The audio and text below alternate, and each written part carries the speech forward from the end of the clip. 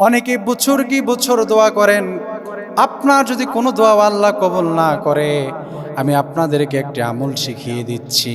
এই আমলটি যদি করে আপনি আল্লাহর দরবারে চাইতে পারেন, আল্লাহ পাক আপনার সব চাওয়াকে পূর্ণ করে দিবেন।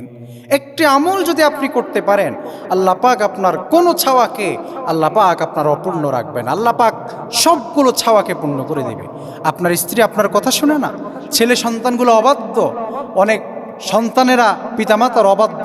আমি বলবো আপনি একটি আমল করুন, আল্লাহর কাছে চান, আল্লাহর কাছে দোয়া করুন, আল্লাহ পাক আপনার সবগুলা চাওয়া মোনাজাতকে আল্লাহ পাক কবুল করে নেবেন ইনশাআল্লাহ।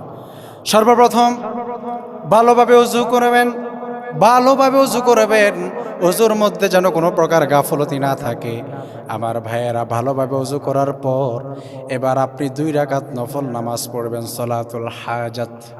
2 রাকাত নামাজ আদায় করার পর এবার আপনি বসে যাবেন আল্লাহর দরবারে, সর্বোচ্চ আদব সহকারে বসে গিয়ে এবার আপনি 10 বার পড়বেন ছোট্ট দুরূদ। আল্লাহর হাবিব সাল্লাল্লাহু আলাইহি ওয়াসাল্লামের প্রতি দুরূদ পাঠিয়ে দিবেন, পড়বেন সাল্লাল্লাহু আলাইহি ওয়াসাল্লাম, 10 বার পড়বেন।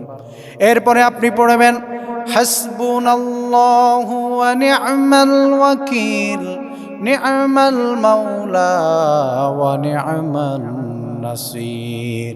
এই ছোট্ট দোয়াটি যদি আপনি 1000 বার পড়েন, এরপরে যদি আপনি আবার 10 বার দুরূদ শরীফ পড়ে নেন সাল্লাল্লাহু আলাইহি ওয়াসাল্লাম, এরপরে আপনি আল্লাহর দরবারে হাত তুলে আপনার হৃদয়ের সবগুলো কথা যদি আমার মালিককে জানিয়ে দিতে পারেন, মুনাজাত শেষ করে আপনি আবারও একবার দরুদ ইব্রাহিম পড়ে নেবেন, আল্লাহুম্মা সাল্লি আলা মুহাম্মদ ওয়া আলা আলি মুহাম্মদ কামা সাল্লাইতা আলা ইব্রাহিম ওয়া আলা আলি ইব্রাহিম ইন্নাকা হামিদুম মাজিদ।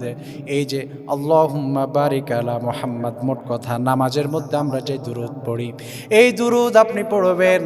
আল্লাহ পাক আপনার কোনো চাওয়াকে আল্লাহ পাক অসম্পূর্ণ রাখবেন না, আল্লাহ পাক আপনার সবগুলা চাওয়াকে পূর্ণ করে দিবেন।